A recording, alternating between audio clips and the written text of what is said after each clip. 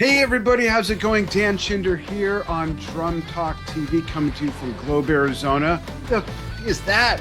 It's 100 miles east of Phoenix, up in the mountains, with my guest today, Vinny Appice, coming from an undisclosed location in California. Because if we disclose it, the authorities will find out and they'll kick him Right. out. How's it No, going, Vinny? no wonder you don't have such good internet. You're up in the mountain. We're up in the mountains, and a flash mob of pogo stickers knocked over the cell tower. So there you go. What's that? Pogo stickers. People on pogo sticks. Really? No, I don't know what happened. It's weird. It's only been for 2 days, too. These are normally live. But folks, ask questions in the comments because I'm going to send Vinny the link to this after we post it. He'll cruise through, answer questions. I'm going to try and ask questions for you, folks, so you know what's going on with Vinny's new album. I love the title, Kill the Beautiful, from Scream Taker, his band with Jim Crean and Steve Honde. There is the I love it. Whoa, I love the vibe of that. So, Kill the Beautiful, is that like, yeah, it looks awesome. Vinny, is the title referring to people, kittens, topiaries, cake? Like what's the reference? I have no idea. Jim wrote the lyrics and the titles of these songs. I don't get into lyrics. I never have with any bands, with Ronnie and any of the stuff. Yeah. I don't hear the lyrics for some reason. Unless I really concentrate on. I'm You like a just hear the sound agent. singing as another instrument, right? The melody, the arrangements, the rhythms, everything else, but I don't pay attention to the lyrics. Yeah. Very cool. So I've heard this is in the vein of classic rock and very much in the vein of Ronnie James Dio. How did you ever get the drums down for that kind of sound? Um, Actually, right here in my studio is my Yeah. drum. Oh, I love it. Yeah. Awesome. Uh, and I do everything in here, which is fantastic because I can get exactly what I want. If I don't Yeah. like the sound, I go, you know what? Let me put up a mic and in the corner and put some compressors on it and get it distorted and add that in. Oh, that's Um, cool. yeah, so I'm able to do everything. I love this. This is fantastic, and I can really fine tune the track if I want to punch in something and fix something. Um, it's great. I love doing this stuff here, and I got a killer drum sound here. That's So awesome. So you don't yeah, record the drums totally raw and flat. You tweak it to a point, and then from there you do some sweetening or some mixing. no, you know what I do? I record them flat, Okay. and but when I listen to it, I can put on. Let me try some compressors on this mic, and let me put up whatever, some reverb on the overhead mics or the room mics. But when I send it over to be mixed, it's flat in the mono, Got it. and then they can sort it out with the room mic being left and right and all that stuff. I got it down now; it's really good. But for me to listen to it, I'll listen to it and mix it a little bit and put the effects on it, and maybe I'll make a stereo drum mix, Hmm. you know, and then when I send it, it's always flat. That's cool. How did you, Jim, and Steve get together for this project? Well, Jim Crean, who sings with Carmine and I's thing we do called Drum Wars. We do Right. shows together, and we met Jim, God, a long time ago, about probably 8, 10 years, maybe 10 years ago, and he was a singer that was singing. We used to just fly out with the band would be there. We sent them all the stuff, 2 months before so they could learn the songs. Hmm. And there would be a band and a singer there, and we'd rehearse during usually the sound check or the day off before and do it. And then we met Jim on one of these, and we became great friends, and he's a great singer. And we kept in touch. And then he started doing all the gigs with us. He just wanted to do the gigs with Carmine and I. Right. And then I played on his solo record. He did 2 solo albums, and I Hmm. played on some. Carmine played on some. And then this thing, Steph and Hound, who's a guitar player, bass player, keyboard player, he's in France, and I met him through the internet, and he asked me to play on some of his stuff.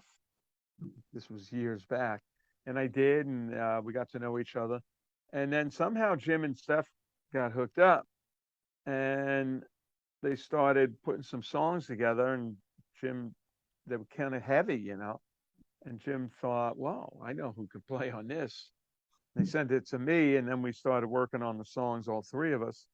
Then I laid the drums down, and it came out really, really good. We didn't set out to sound like anything. It was just heavy. It sounds like Sabbath and Dio. This Nice. album. It's heavy and it's melodic. So we started putting songs down, and then after about 11 songs, we, you know, this has a vibe to it, you know. And Jim's friend owns Deco Records. That's what it's on. Mm-hmm. And I came up with the idea of the 50s vibe on the front, It's great. and it just came together, you know. And we're getting some really good reviews on it. And the drum sound I did here, I love the sound of the drums. They're real raw.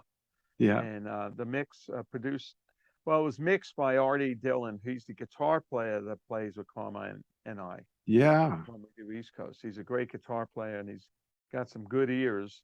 And he mixes the stuff and just makes some comments as he goes along, you know. So these drums are real raw, you know. Yeah. That's awesome. Are you guys taking this out on the road after all that work? We'll try to do some dates probably in next year, beginning of next year, Great. and we'll have to feel it out. We got some interest in South America and some other places on the East Coast, and so we're Great. gonna put it together. It's fun. It's great music, and if we do it, you know, we can throw some Sabbath and Dio stuff in the set Yeah. too that people want to hear. So, Yeah. Maybe a couple Partridge Family songs. oh yeah, that'd be good. Are you, do you think you might be able to come out west a bit? Yeah, I mean, we'll see how it goes, you know. It all Yeah. depends on you know, it depends on budgets and Yeah. the expenses. Expenses and budgets. Yeah. So expenses and income make it Yeah. work. Well, it So sounds like a really fun project. Talk about the gear, the drum and percussion part of the gear that you're recording with. What are your drums and the heads that you're using? What's getting your sound other than you, of course? these drums are sawtooth. I don't know if you can see a better picture of them. Oh, Beau- beautiful. Wow. They're beautiful color and Yeah. the there's our logo. Nice. Beautiful kit. Yeah. And so the drums are sawtooth. These are 6-ply hickory wood, no filler, no junk in there. Nice. And the uh, the heads are Evans G2s on toms, heavyweight Evans on the snare, and the bass drum is an EQ3. And we cut out that ring that muffles it because I don't like muffling. Yeah, me neither. Yeah. I like that wide open. Yeah, and that's what I'm getting here. And also from this room, I do every Tuesday at 4 p.m. Pacific time on Facebook, a live stream. Yeah. And I've been doing it. We were going to, this was Sawtooth, my friend who owns it, Joe Fuco. He's a Behind the great kit, drummer. right? Yeah, we do Behind the Kit. And we originally booked it to do like 3 months in 2000, what was that, 2020.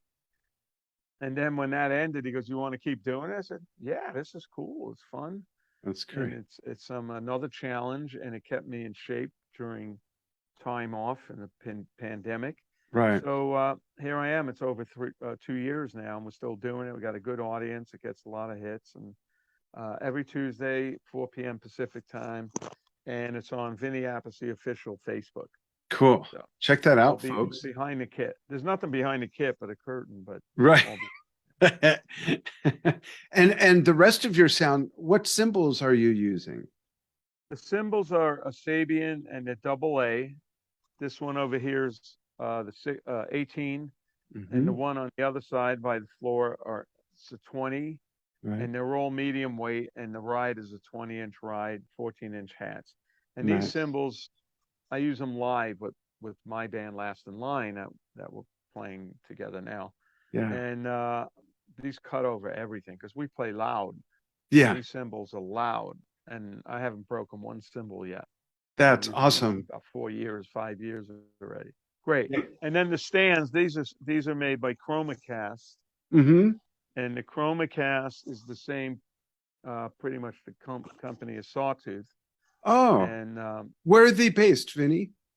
they're based in Thousand Oaks, California. Oh, okay. Near my old And stomping grounds. Yeah. yeah, and he has a big online. It's mostly online. He sells.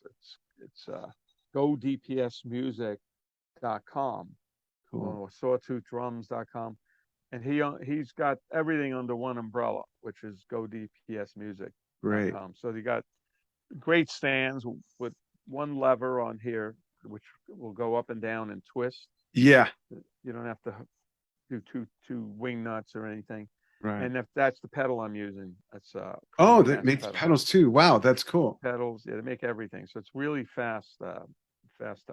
Great. And I bet the hickory shells are a great combination with the louder cymbals because hickory is a harder wood, and the harder the shells, the more resonance, the more volume you get out of them, which gives you a wider dynamic range. Yeah, these things got some great tone. And if anybody wants to check it out, they can go to that Facebook, Vinny Appice Official, and there's a couple of weeks of prior feeds. Cool. It's just not live, but you could hear the drum sound, especially the one last week. Drums are just cranking. They sound really Great. good. We'll share And some then of I that got on one our of those- channels too. I got one of those Oh, the subwoofer? subwoofer and the bass drum. Oh, nice. There it is. Yeah. So I got a subwoofer on the bass drum. I got a 91 inside for the attack, and that works good.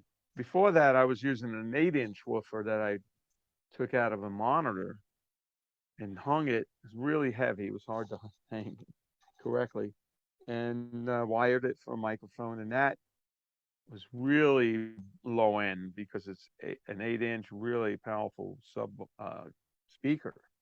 That's cool. But it tended to crackle a little bit because the wiring's not proper. It sounded good, but there was some problems. So then I bought one of these. This works great. That's great. Solomon microphone. Was there a learning curve audio wise in dialing in the sound using a subwoofer compared to not using one before? No, I mean, I just set it up right in front there and put it on a channel on Cubase. I use Cubase, and there it was. I don't add EQ to it. It doesn't need it really, and it just mixes in nicely. That's great. So this way, if you want a little low end, a little more warmth on that bass drum, you just put it up a little bit, and it cranks. It's good. That's great. What is your favorite aspect about the new album? This album, just it's very raw and simple. There's a couple of guitar overdubs, and Stephen played some keys on it, and Jim sang the way he sings. He sang his ass off. He's got a weird vocal style, and it's just the rawness and the simpleness of this album. Do you have There's a video out too? There's a video. Oh, that's right. I saw Cold, that. Yeah. And we did it. We didn't have an album in mind when we did it. We just, Jim had somebody from the Google Dolls wanted to get involved and make a video for us. Oh. And, but we just did it as a haunted house, like vampire thing, like the lyrics of that song. And it looks like a really cheesy B- horror movie. Yeah, it goes great with the cover. I saw it earlier today. Yeah. The only reason we're not dropping it in, folks, is because it's official, and then Facebook and YouTube will mute it, and we don't want to do it. That. So where can they find the video? Do you have it on the official YouTube channel or anything? Yeah, it's on YouTube. Okay. Somewhere. Cool. Or Deco Records, DEKO. Okay. Deco Records, and it's on there. I don't think you'll have a license problem with it yet. Oh, really? Okay.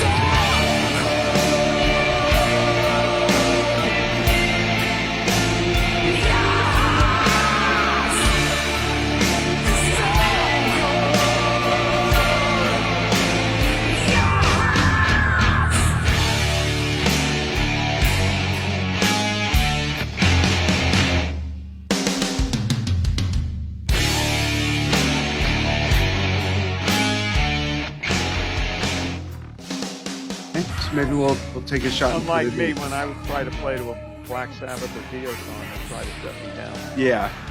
You're copyright thing. I go, wait a minute, I played on this stuff. I know. Rainbow in the Dark, I'm a writer on the song. Can't play it.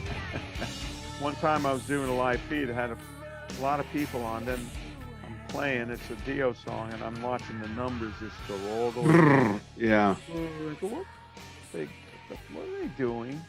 You know, so I told everybody, I'm going to log off. I'll be right back. I logged off. Then I logged back in, and everybody came back. Yeah. And then I explained that I'm trying to play to a song, and Facebook is shutting me down for some stupid reason. So, you know, do you know how to get around anything? I know. I know how to get around that, though. Do you want to know how to get around it if you don't already know? Yeah. Find the best quality bootleg recording you can of you guys playing that. So search that song on YouTube with the title and then soundboard, and you'll find bootleg, the best. Listen to a few of them, which ones sound the best, and play to those, because it doesn't register with the sonic fingerprint that the publishing company has registered, and then it won't get flagged. So you just search the song name, soundboard, and or bootleg. What soundboard? Soundboard meaning as if it's a soundboard recording.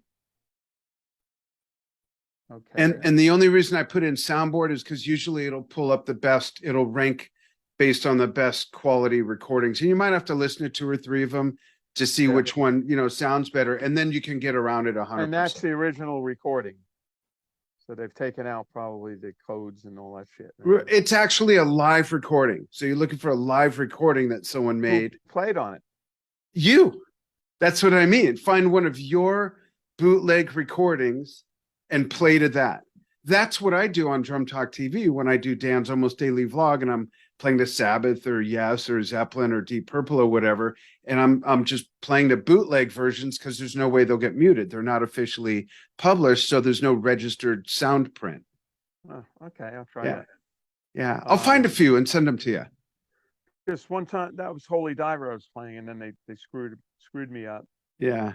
And then I see that some chick's playing a video on Facebook, Holy Diver. And it's not muted. 2 million views. Yeah. I can't play it live. And you record. And I'm on that album and part of the song and a whole bit.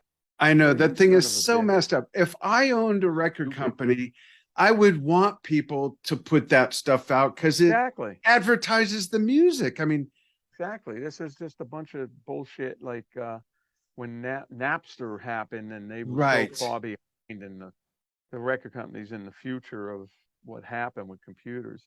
Yeah. So this is another bullshit thing. It's like, wait a minute. You play the songs on the radio for promotion, but they do pay a little bit of a fee. Little bit, But this is like, everybody goes, well, why don't you write to them? You can get it cleared. I got to play every week. So this is, I'm going to write to them. You'll hear back in 3 months. 3 months. Yeah. So this girl was able to play Holy Diver and got 2 million views. So then I thought, let me do a test. So I played to Holy Diver. Only half of the song. It was just a test. And then I put it up there, and that was fine. So if you put it up as a video, it's okay. If you stream it live, it's a no-no. Yeah, I've seen stuff both ways. That doesn't make any. I don't know. It doesn't make any sense to me. Yeah. Speaking of Holy Diver and your bestie Ronnie, you know that whenever we talk, I always love to ask you about Ronnie Stories. So I remember you told me that you guys used to build stuff a lot on your off time, fix stuff, build stuff. You were regulars at Home Depot. Home repair. What's the most elaborate thing you did? Like, did you add on a room, rebuild a driveway? We didn't go that far. No. We were like doing some, plumbing and some electrical, maybe changing some switches or lights and that kind of stuff. No, like Holy Diver Treehouse or something? No. But we did go over Jeff Pilson's house once when he was in the band. Oh, Ronnie great and I bass went player. there, and his sprinklers were broken. So we talked and go, dude, your sprinklers all over the place. What's going on? And Ronnie too. And you go, you know what? We'll go to Home Depot. We'll go fix it for you. We'll get some parts. So Ronnie and I drove to Home Depot, got the parts. We came back. I picked up some tools at my house, and we fixed his sprinklers for him. Both It's Ronnie and I. great. Jeff never forgot that. He's like, it's crack up, you know. Did you charge him musicians Nah, union rate or? nah, we let him go for free because he's a nice guy Yeah, and he a is good, great bass player too. yeah. Yeah. So, Do you have a favorite Ronnie story that you want to share, whether it's on stage, off stage, on tour, off tour? there's so many stories. I mean, one time we played in South America, and this was a while ago. So I just gotten a brand new laptop. It was expensive, and I was like, wow, look at I got a laptop. And so we had all our luggage backstage in the dressing room, and the dressing room was kind of halfway down below the ground. There were windows, and you could see people walking by, but we were down Yeah. below them. And I was telling Ronnie, I go, man, I don't know, man. We'll leave all our shit here, and somebody could come in that window and take our luggage, laptop. We got a camera, and it's yeah, it's okay, it's okay. So okay, so later we get ready to go play, do the show, come back. Then Ronnie comes up and goes, "You're not going to believe it. The Oh. window got broken open, and they took a whole bunch of stuff." So I go, "You kidding? My laptop, man?" So I go look, and of course my stuff is gone. The laptop bag. I go, "Mother fucking assholes! Holy shit! I can't believe that happened. Where's the security?" I was bitching and moaning, and everybody knew. Tony and Geezer knew, and the crew, and I'm getting all riled up. And then all of a sudden, they all start cracking up. I go, "Oh, go look in that room," and there was all the stuff. Now, it would have been Laptop. funny if I got stolen out of there. Yeah, it would have been. I should have seen that before, and then move it. Yeah. Ronnie goes, "It's in there." And, no, it's not in there. Yeah. South America is, for the most part, a great audience for heavy metal and hard rock. The Brazilian audiences go nuts. They love that music, and not only do they love it, they're passionate about this. They're Yeah. passionate about Ronnie and Dio and Sabbath. Yeah. It's like in their hearts. They just go, "Oh my God." So, I mean, when we played down there for the first time, Sabbath never played there. And it Wow. was What it year was would like this have been? that was 93-ish, Wow. And they 93. had never been there. How Or bizarre. 92, 93. They never been there. We went there. It was like the Beatles. There Yeah. was hundreds of people at the airport. They followed us in the cars. We got to the hotel. We couldn't go down to eat because they were all waiting for autographs. It Wow. was like, holy shit, this is insane. And since then, we went once with Sabbath, and then I went again. We went with Dio maybe twice, and then I went down and did some shows on my own. We had a band from South America, really good band, and I did like a Sabbath Dio set. Some of the old Sabbath that I'm not on, a lot of it that I'm on, and a couple Yeah. of Dio things in there. And it went over so well. So I did like a bunch of shows. Actually, and even before that, I went down and did 6 or 7 drum clinics Oh, wow. back in the day. And that went over well. Then I went back with this thing, and then I went back again with this Sabbath Dio band. And the That's people awesome. loved it, and they were freaked out, and they're so nice. The people down Brazil is such great fans and great people. Yeah. So I love going there. I'm going to go again next year with this thing because I did That's this in great. Europe too. Yeah. I had a band in Italy, and so he booked 25 shows. Smaller places. They're like 150, 200 seat club Hmm. or little venue. And I did 25 shows with the band, and we did Wow. all the Sabbath stuff, both new and old, and then Dio stuff. And they went crazy. And I've That's awesome. done that 3 times in Europe already. And now they want me to go back. They wanted me to go back this year. But I said, no, we'll wait till next year, Yeah. because it's fun playing that stuff. I'm going to do it out here too, because I just Great. hooked up with this guitar player, Felipe, and he put the band together, and we rehearsed, and it sounds great. We recorded a song, and so I'm going to contact a guy that I know books the kind of stuff, tribute kind of shit. But it's not really a tribute. I'm in the band. Yeah. Yeah. I'm on the songs, most of the songs. Um, so we're gonna see what we can do out here. Maybe get a couple of gigs here when I got some off time and stuff. Because it's That's fun, man. I great. like love playing that You kind have of stuff. clinics planned, or will those turn into clinics? No, nah, nobody does clinics anymore. Really? Do Yeah. you think COVID had something to do with that? It just paused No, it no, so much? it's No? no, it's the internet and shit, and Yeah. it's like, and then a lot of mom and pop stores went out of business. Yeah. The big corporates took over, like Guitar Center and this, and then they stopped doing them because before it was small guy that was doing them, family owned stuff. Yeah. But and then the internet came along. You could tune in and watch somebody play and teach, but it's not the same. It is Not not the the same. same. Sitting in front of that bass drum, Oh, yeah. 6 feet away, pounding you in the head, Yeah. and somebody playing not only me but anybody that close up, and you're sitting there as a young kid going, "Oh my God, this is amazing!" Yeah. You know what a professional Plus, sounds just like. the vibe of being in the room, meeting the artist, Yeah, getting asked questions and, live. There's nothing yeah. like that. There's nothing like that. You can't Yeah. do that on the internet.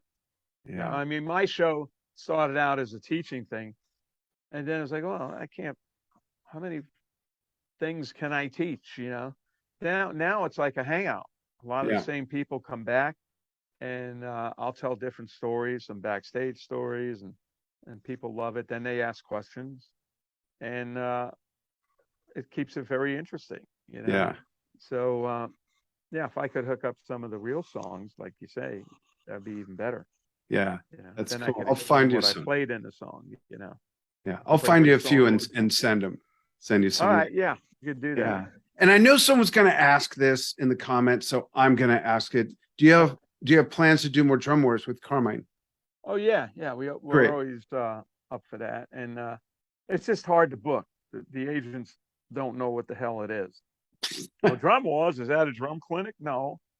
And we tried to change the name, but we've used that name so long. It Yeah. it two of us with a really good band, great Yep. band, Jim Crean on vocals, and we play history of both of histories. Yeah. And then we play songs together, we play them individual, we play songs half and half. We keep the whole thing moving, and it's a great show, a very high energy, and we kick each other's ass. Yeah.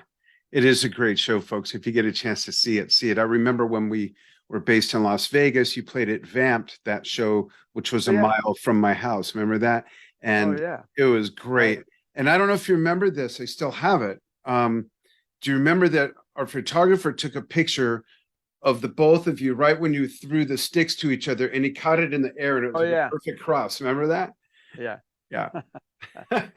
Well, we do that on purpose. We're able to throw the stick and Yeah. it makes a cross. Yeah. Oh, there you That go. just happened. That just happened like that. That's a Yeah. great picture. That was cool. Cool. So Mhm. here's a fun fact question for everybody. You've traveled for so many years. I mean, you've played with so many people, whether you traveled with them or not, from John Lennon to Rick Derringer to Dio, Black Sabbath, Last in Line. It goes on and on and on and on. Uh, is there some place in the world, whether for playing or just leisure, that you've never been to that's on your bucket list, other than my house in Globe, Arizona, which you're welcome to anytime? Okay. Uh, I never been to Dubai. I know they were having concerts there, and where else? Geez, in Africa, Yeah. continent of Africa. Never been there. Um, been everywhere in Europe, pretty much everywhere in the States, Hawaii, um, Russia. I've been to, believe it or not, you think back, you go, I've been to Russia like 4 times. Wow. I go, holy shit. Look at it now. I wouldn't go there now. Yeah. Hey, can I do a drum clinic here? Fucking Jeez. blown up. Um, Crazy. and you know what? The fans there too are so nice, and they appreciate you coming there and traveling that far. They go, thank you for coming, thank you for playing. Oh, like South America, it's amazing. Yeah. But China, I've never been to China. Oh, We almost went with Dio in 1985, but it didn't happen. So that's too bad. I've never been there. yeah. Very cool. Thanks so Maybe much. I'll do a tour. Maybe I'll do a tour of China, North Korea, Russia. Call it the Iron Curtain Tour. Kuwait, new name, Afghanistan. Jeez. Thanks for taking time tonight to join me. And by the time people see this part, I will have sent you the link to it as well. And if you want, you can cruise through and see who's on, see who's commenting. There might be some questions. I'll post it too. Yeah. Great. And we'll share your show as well onto our channels. So yeah, that'd be great. We'll check that out. Yeah, absolutely. And folks, thank you so much for following and don't forget, we do. Get it. Look at that album cover and watch the video. On, so oh, I got the video link in the post too. That looks so cool. Beautiful. And then Scream. Cool picture. That looks great. Oh, the old movie theater. I love it. Yeah, it's great. It's really cool, and the inside's good. A really nice job. Jim's friend did the artwork. He did a great job. So. Awesome. So that, and then my Facebook live feed Tuesday, 4 p.m. Pacific time. Vinny Appice official. Great. Fun. Come hang out. Awesome. Thanks, Vinny. Hang on the line with me after we say goodbye. Thanks everybody so much for following what we do and for checking out Vinny's new interview on Drum Talk TV. We'll see you all soon.